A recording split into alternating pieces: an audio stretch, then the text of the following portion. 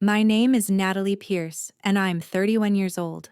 Today, I live in Portland, Oregon, in a sunny little house with white trim and a vegetable garden that's more weeds than lettuce.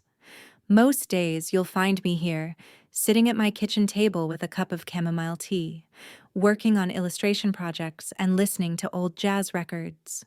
This morning, my phone started buzzing before dawn.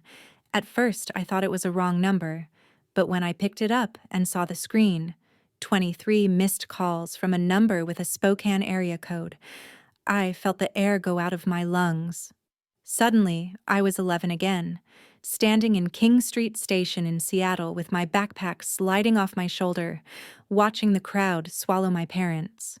People think that if enough years go by, the past loses its sharp edges. But I've learned that it doesn't. It waits. It waits until you're least prepared. I sat there staring at my phone, my heart drumming against my ribs. Even Milo, my old rescue dog, seemed to sense something was wrong. He came over and nudged my knee with his cold nose. I pressed my hand over my mouth and closed my eyes, willing my thoughts to settle. But all I could see was that station, the marble floors, the echo of announcements over the PA system, my own voice whispering, "Please come back." Before I tell you how I got there, how an 11-year-old girl ended up abandoned in a city she'd never seen before, I want you to know this. I didn't always think my parents were monsters. Gregory and Ellen Pierce were the kind of couple that everyone in Waverly Falls admired. My dad owned Pierce Auto and Tire, the busiest repair shop in town. Customers trusted him. They'd shake his hand and say, "Greg, you're the only one I'd let touch my car." He'd grin and tell them to drive safe. My mom, Ellen, ran the Lavender Room, a boutique that sold everything from scented candles to antique picture frames. She had a reputation for remembering everyone's birthday and always having the perfect gift. And then there was my brother, Adam, 4 years older, captain of the soccer team, homecoming king. He was the golden child, the one who could do no wrong. To the outside world, the Pierces were the picture of a loving family. But behind our red front door, things were different. There was an invisible scale in our house, and it always tipped in Adam's favor. If Adam forgot to put his dishes away, I'd hear about it. If Adam stayed out late, it was because he was independent and responsible. If I did the same thing, I was selfish and inconsiderate. I learned early that my feelings didn't matter. What mattered was keeping my parents happy. And no matter how hard I tried, I never seemed to get it right. One winter when I was 9, I got straight A's on my report card except for one A- in math. I'd studied for weeks. When I handed the report card to my mom, I was shaking, hoping she'd be proud. Instead, she stared at the A- and said, "Natalie, what happened here? You're too smart to be lazy." Later that night, my dad came into my room. I thought maybe he'd say something kind, but he just held up the paper and said, "Do you think Adam ever got an A-?" That was the night I stopped showing them my report cards altogether. There were other lessons, too. Little tests that never felt fair. Like the time they left me standing in front of Market Fresh grocery store for over an hour because I'd asked for a chocolate bar at checkout. When they came back, my mom acted like nothing had happened. "Next time," she said, "you'll think twice before being greedy." It didn't matter how well I behaved. It didn't matter if I cleaned my room or if I never raised my voice, or if I did exactly what I was told. There was always something to criticize, so I started spending as much time as I could in my room with my sketchbooks. Drawing was the only place where I felt like I belonged, where no one told me I wasn't good enough. When I turned 11, my parents promised I could have a birthday party. Just a few friends. Nothing big. I helped my mom bake cupcakes and hang streamers. I believed for one day they'd show me I mattered. But that morning, my dad said plans had changed. "We're taking you to Seattle instead," he announced over breakfast. "Seattle?" I asked. I'd never been. "What about the party?" You'll have more fun this way, my mom said, smiling like she'd just given me a gift. I didn't understand, but I didn't argue. That was another unspoken rule. Don't argue. The drive took almost 4 hours. Dad played classic rock on the radio while my mom quizzed me on state capitals. Every time I got one wrong, Dad clicked his tongue. When we finally reached King Street Station, my mom turned to me in the back seat. "Natalie," she said, her voice too calm, "do you think you're a smart girl?" I guess so," I answered. "Book smart isn't the same as life smart," Dad said. My stomach twisted, but I didn't dare ask what they meant. Inside the station, the ceiling stretched so high it felt like the sky. People hurried past us with suitcases and coffee cups, moving like they knew exactly where they were going. My dad stopped next to a tall column near the entrance. "Wait here," he said, his hand on my shoulder. "We're going to move the car and get lunch. We'll be back in 15 minutes. "Can I come with you?" I asked. "Don't be ridiculous," Mom snapped. "You're old enough to wait." I wanted to argue, to beg, but the words stuck in my throat. So I stood there, clutching my backpack, as they turned and walked away. At first, I tried to count the minutes in my head. 15, I told myself. They'll be back in 15. But 15 minutes turned into 30, then 45, then an hour. And when I finally spotted our car driving slowly past the entrance, I felt this momentary rush of relief. Until I saw my father wave, a little mock salute, and my mother roll down her window. "Let's see how you get home, Natalie," she called. Then they drove away. I didn't know it then, but that was the day my life would split in two. The life I'd had before, and the one I'd have to build on my own. I stood there in King Street Station for a few seconds, too stunned to move. My brain was still trying to convince me that maybe it was a joke, that any second the car would circle back, and my mom would hop out with sandwiches and an apology. But the car didn't come back. Around me, the station moved on as if nothing had happened. People in business suits hurried toward the platforms, tourists clustered around maps. Children held their parents' hands, safe, and I was alone. My heart was beating so fast I thought I might faint. I slid down the side of the pillar until I was sitting on the cold floor, my backpack in my lap. I didn't know what to do. I didn't have a cell phone. None of my friends knew where I was. The only money I had was 8 crumpled dollars I'd saved from my allowance. After a while, I got up and wandered to a bench near the information desk. I thought maybe if I stayed where people could see me, someone would help. But I was too afraid to ask. Because my parents had drilled it into me that asking for help was weakness, that if you got yourself into a problem, you should figure out how to get out of it alone. Even then, at 11 years old, I believed it was my fault they'd left. I replayed every conversation from the last week, searching for the moment I'd failed them. Maybe I hadn't studied hard enough. Maybe I'd sighed too loudly when Mom corrected me. Maybe I'd just been too much. I don't remember how long I sat there watching the crowds blur past. Time felt strange, expanding and contracting in waves. At some point, a man in a station uniform walked by and glanced at me. He looked like he was about to say something, but then kept going. It was almost 3 hours later when a woman finally stopped. She was older, with silver hair pulled back in a bun and glasses perched on her nose. She wore a navy cardigan and carried a clipboard. "Honey?" she said gently, crouching so her face was level with mine. "Are you waiting for someone?" I opened my mouth, but nothing came out.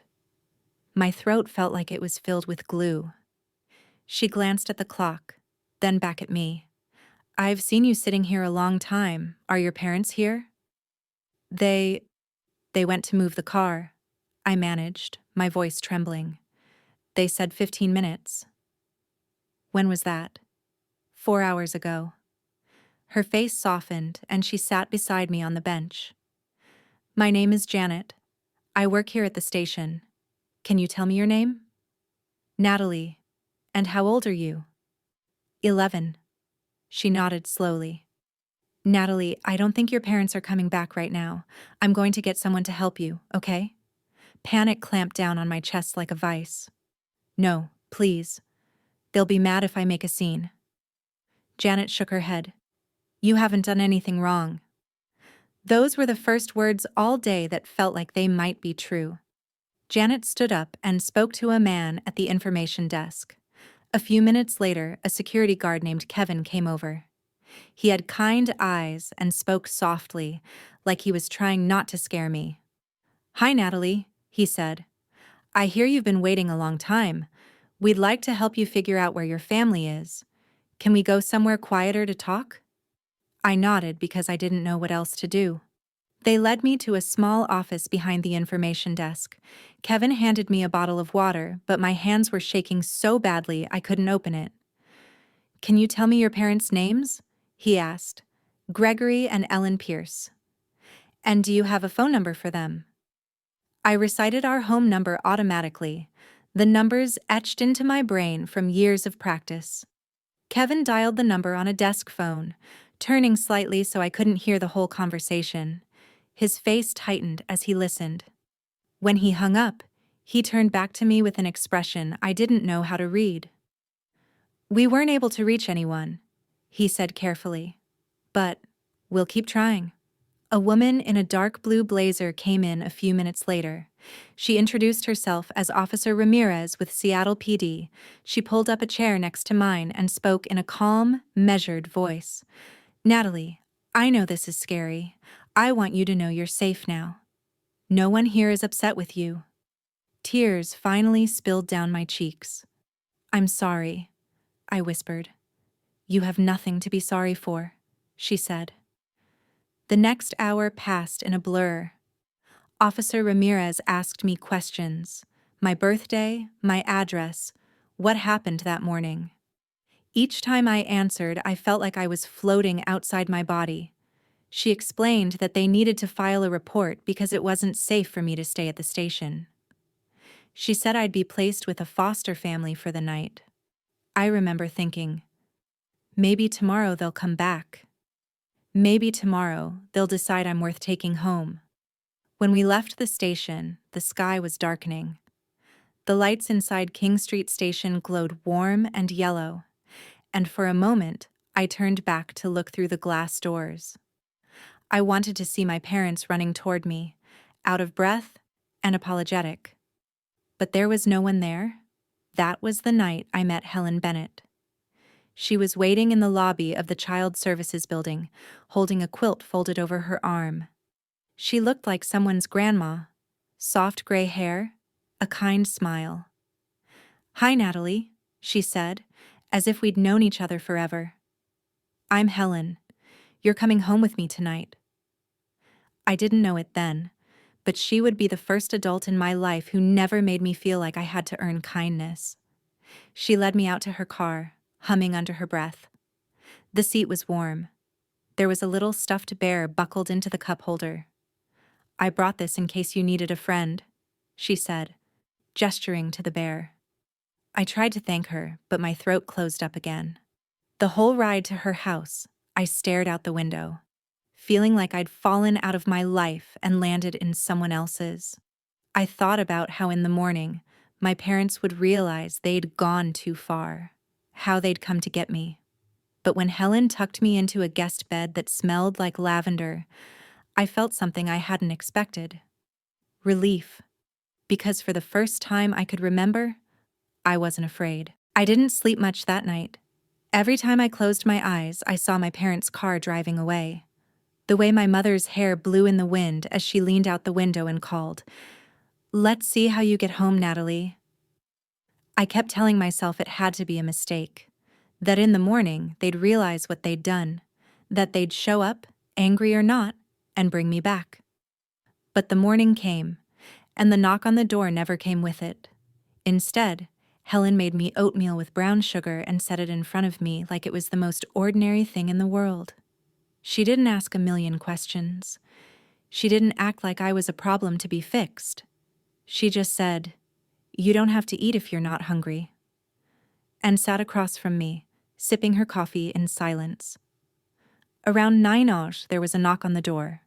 A woman in a navy blazer introduced herself as Laura Simmons from the Department of Child and Family Services. She had a kind face, but the file folder in her hands made my stomach clench. "Good morning, Natalie," she said gently. "I know you've had a hard couple of days. Is it all right if we talk for a little while?"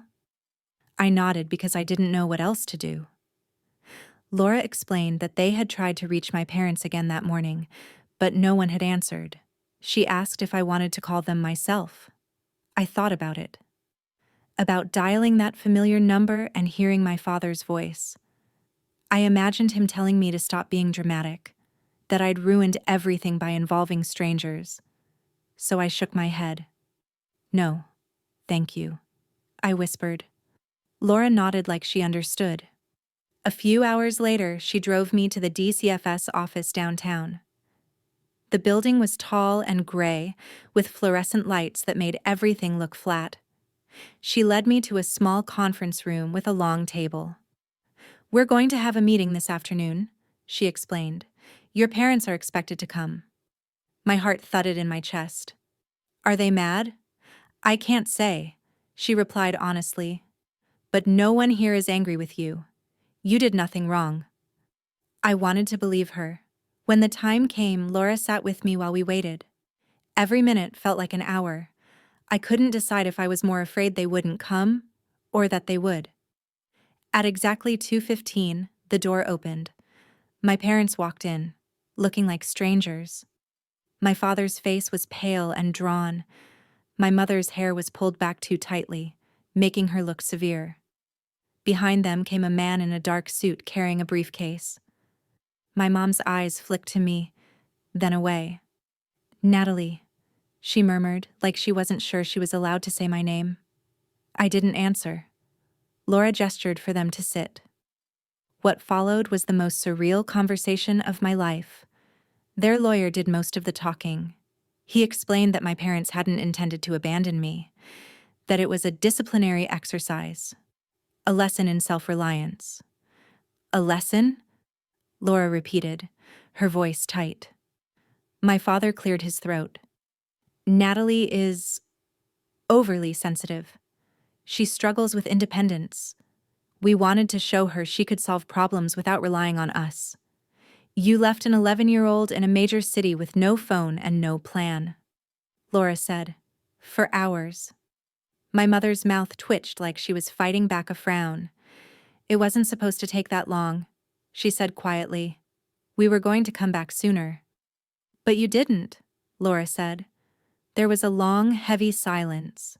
For the first time, I really looked at them, not as my parents, but as people. Two people who had decided that I was a burden they needed to fix. I don't know what I expected in that moment. Maybe I thought they'd look ashamed. Maybe I thought they'd apologize. But they didn't. My father folded his hands on the table. "If this agency believes they can raise her better, then by all means," he said flatly, "but we will not be villainized for trying to teach our daughter strength." I felt something inside me snap. I opened my mouth, and to my own surprise, my voice came out strong. "I didn't need to be taught strength," I said. "I needed you to love me." My mother flinched, but she didn't argue. Laura looked at me and nodded, like she was silently telling me it was okay to keep going. "I don't want to go home," I said. My throat felt raw. "I don't want to live with you anymore." The room went silent again. My father's jaw tightened. My mother's eyes welled up, but no tears fell. The lawyer shifted uncomfortably. "I think we all need to take a moment," he said. But I didn't. For the first time, I felt like I was finally saying the thing I'd been too afraid to say my whole life. "I don't want to go home." The meeting ended with a plan for a formal hearing. My parents were given a choice: enroll in an intensive rehabilitation program with supervised visits, or surrender their parental rights. They didn't choose right away. Laura led me back to her car. As we drove, she glanced at me in the rearview mirror. "How are you feeling?" she asked. I thought about it. About how the last 24 hours had cracked something open inside me. "I don't know," I said honestly. "That's okay," she replied. "You don't have to know today." That night, I went back to Helen Bennett's house. She was waiting on the porch with a quilt over her shoulders. "I made chicken noodle soup," she said softly. "If you're hungry." I nodded, even though I wasn't. At the dinner table, she didn't ask questions. She just ladled soup into a bowl and set it in front of me. I tried to eat, but every swallow felt like it might come back up. So I pushed the bowl away and whispered, "I'm sorry."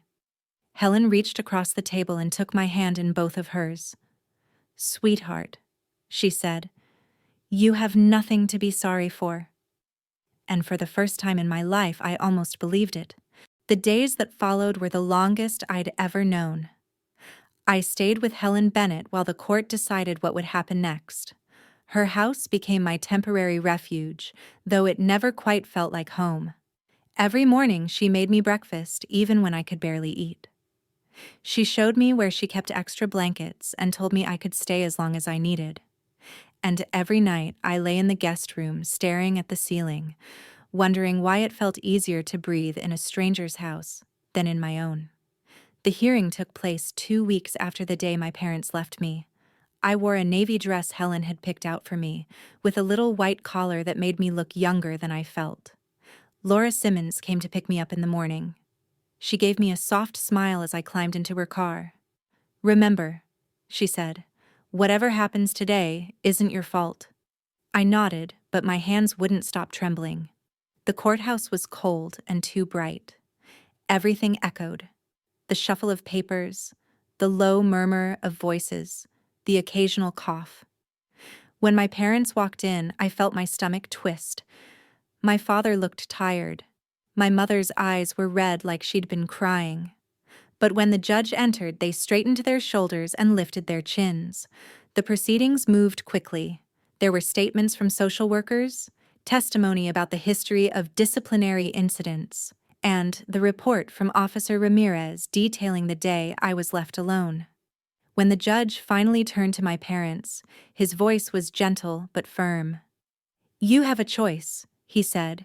"You can commit to a rehabilitation program, including parenting classes and supervised visitation, or you can surrender your rights." My father didn't even glance at me when he spoke.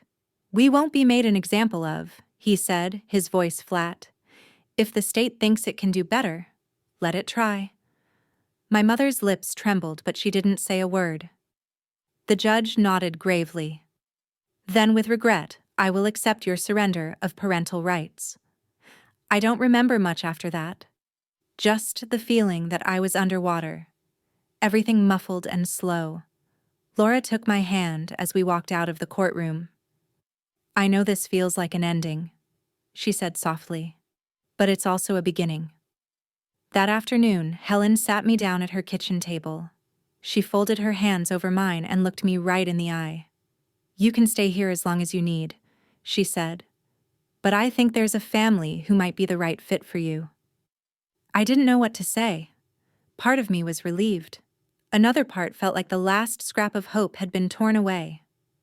Helen reached into her pocket and handed me a business card. "Charles and Helen Bennett," it read, in simple black letters. "Foster parents."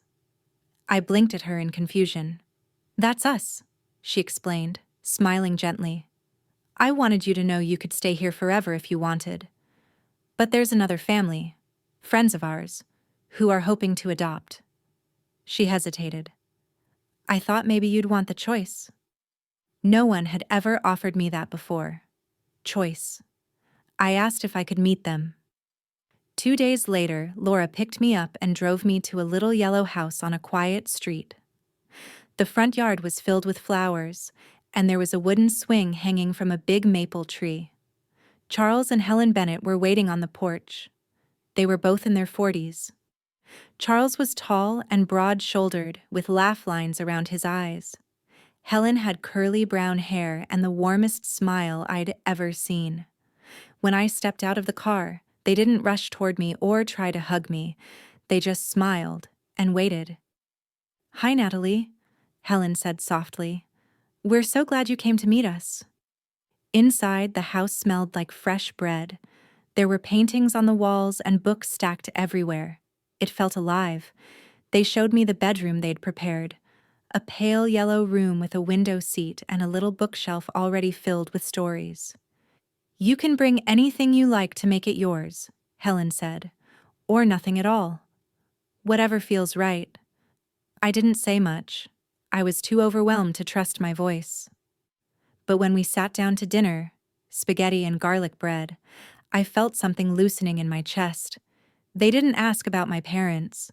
They didn't quiz me about my feelings. They just talked about normal things. Charles's job teaching high school art, Helen's work as a pediatric nurse, the way their old dog, Bailey, liked to steal socks. For the first time in my life, I felt like I was sitting at a table where no one expected me to be perfect. When Laura drove me back to Helen Bennett's house, she didn't say a word until we parked.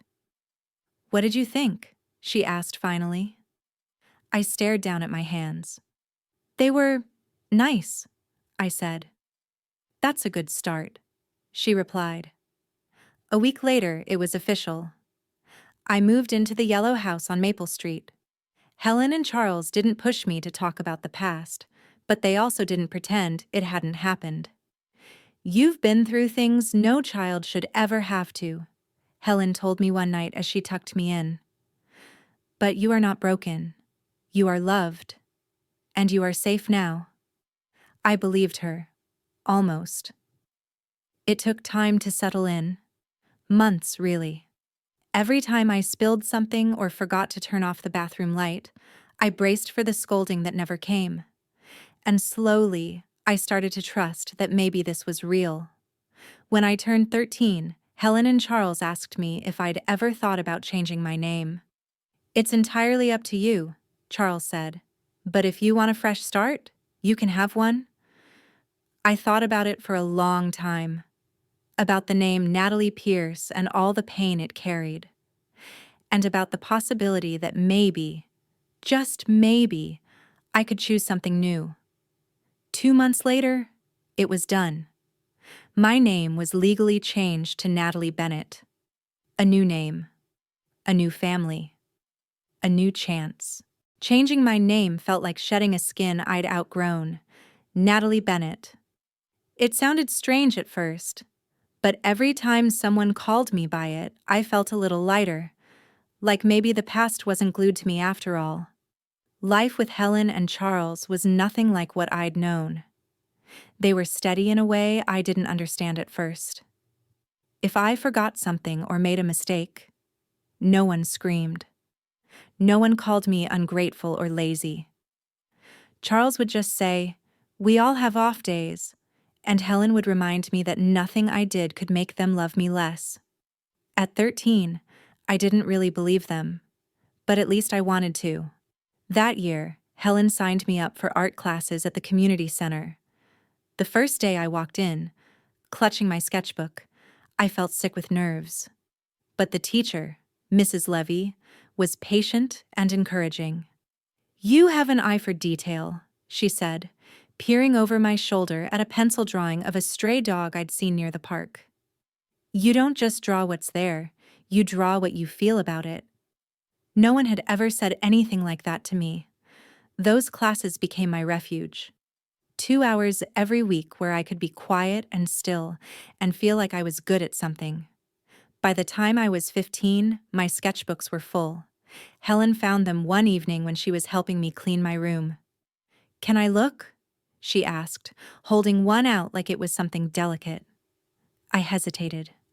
For so long, my drawings had been the only place I could be myself without fear of judgment, but something in her expression made me nod.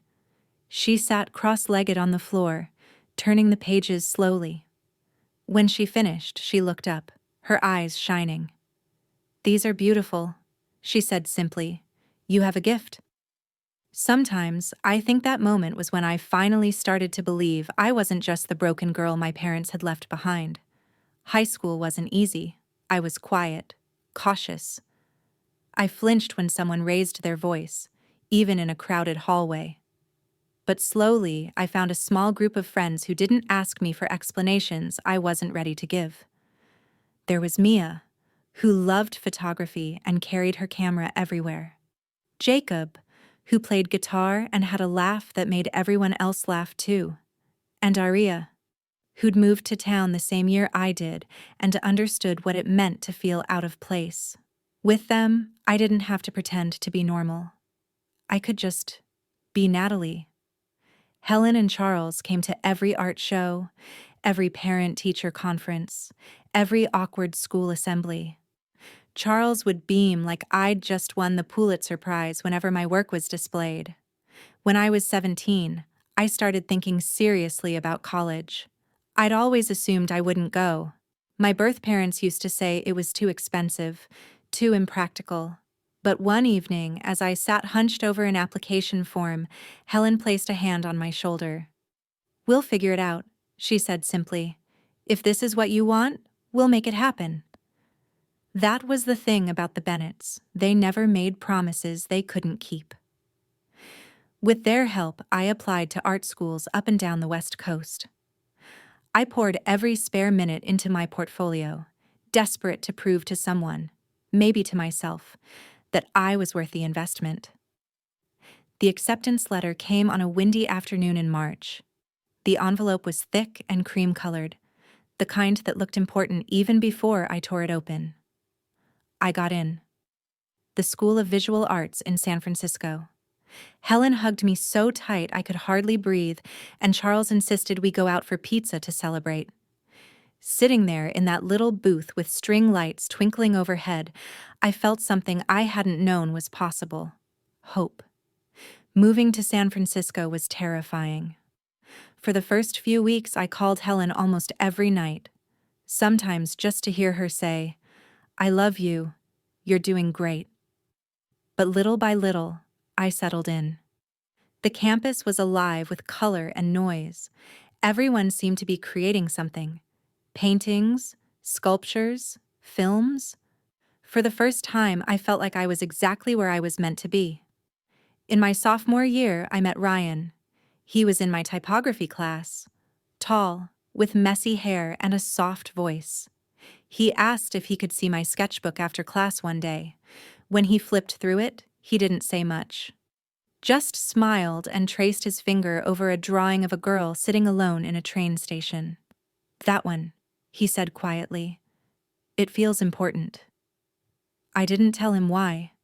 Not yet. But something about the way he looked at me, like he saw the parts I didn't show anyone, made me feel safe. We started spending more time together, studying, grabbing coffee, wandering the city with no real destination. He never pushed me to explain the gaps in my history, but when I finally did, sitting on a park bench with tears freezing on my cheeks, he just took my hand and said, "I'm so glad you're here." That was it. No pity, no questions, just acceptance. By the time we graduated, we'd been dating for almost 2 years. Ryan got a job at a design studio in Portland, and I started freelancing. When he asked if I wanted to move with him, it felt like the easiest decision I'd ever made. Helen and Charles helped me pack. The night before I left, Helen slipped an envelope into my suitcase. "For emergencies," she said. Inside was a check, more money than I'd ever seen, and a note that simply read, "We believe in you." In Portland, I rented a little duplex with creaky floors and too many windows. I filled it with plants and secondhand furniture and the art that had carried me through everything. And for the first time in my life, I felt like the architect of my own story. I started getting regular commissions, book covers, branding work, children's illustrations. It wasn't glamorous. Some months were tight.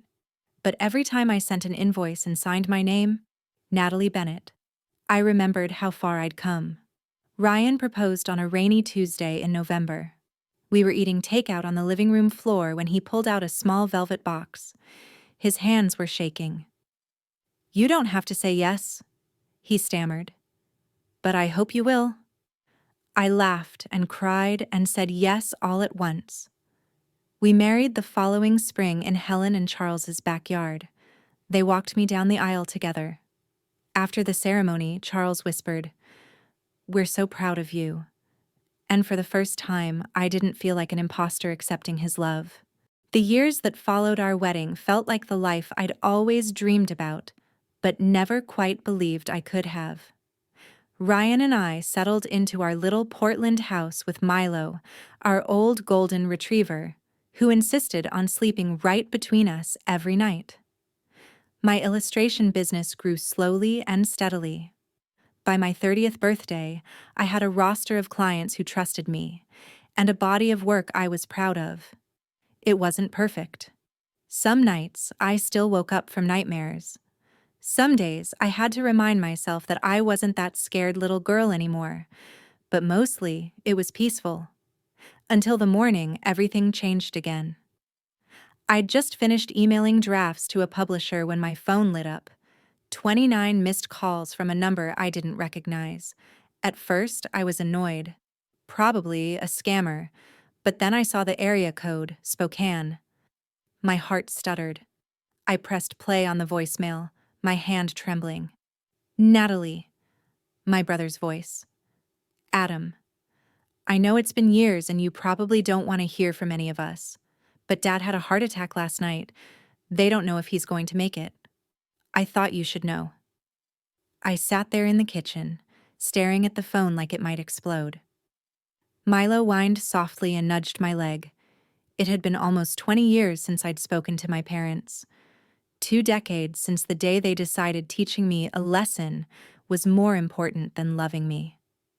I thought I'd buried that part of my life so deep it could never reach me again. But hearing Adam's voice brought it all back in an instant. The station, the cold bench, the way my father hadn't even looked at me when he signed the papers to let me go. I didn't know what to feel. Grief? Rage? Nothing? I called Helen first. She answered on the second ring, her voice warm and steady as always. "Sweetheart," she said, "what's wrong?" I told her everything, stumbling over the words. She didn't interrupt. She just listened, the way she always had. When I finished, she said softly, "You don't owe them anything, Natalie. Not your forgiveness, not your presence.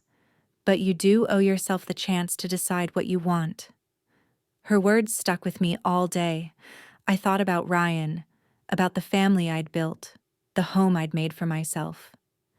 I thought about that scared girl in the train station. And I realized that if I did nothing, I might always wonder. So I texted Adam back. "I need more information before I decide what to do." He replied within minutes. "Dad's in ICU. He's stable for now, but it's serious. Mom is a mess. We don't expect anything from you. I just thought you should know." For the next 3 days, I barely slept.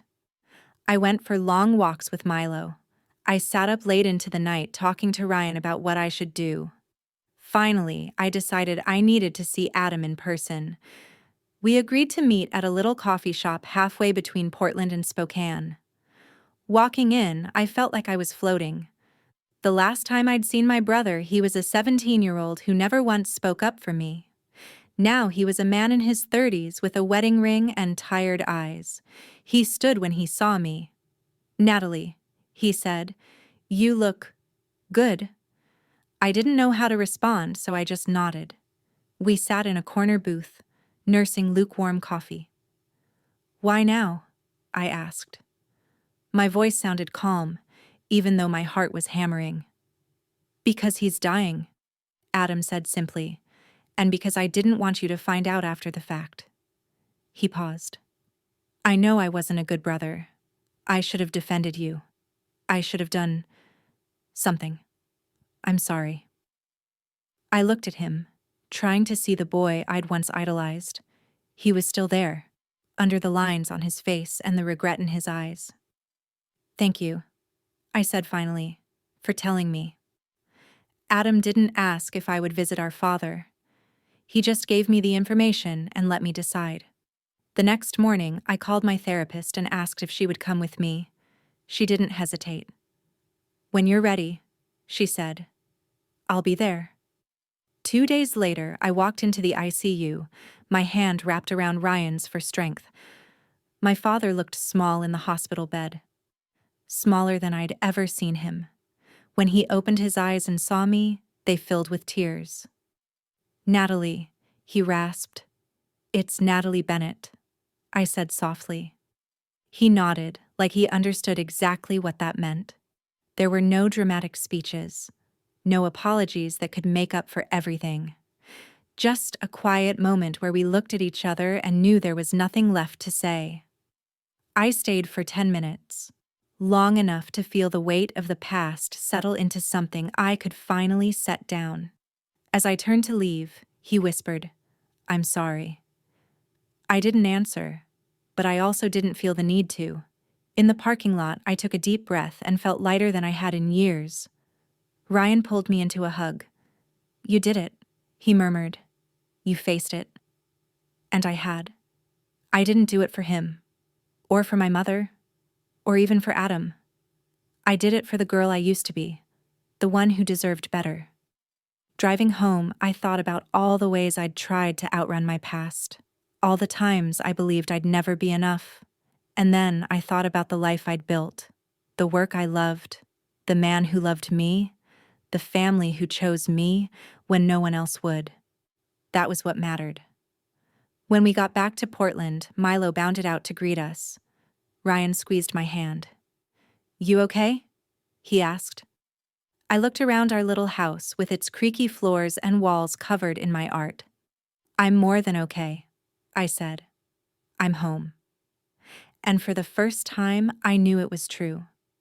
If you've ever had to choose yourself over the family you were born into, know this. It doesn't make you ungrateful or unloving. It makes you brave. Thank you for listening to my story. If it resonated with you, please share your thoughts in the comments. And remember, no matter where you come from, you deserve a life built on love, not fear.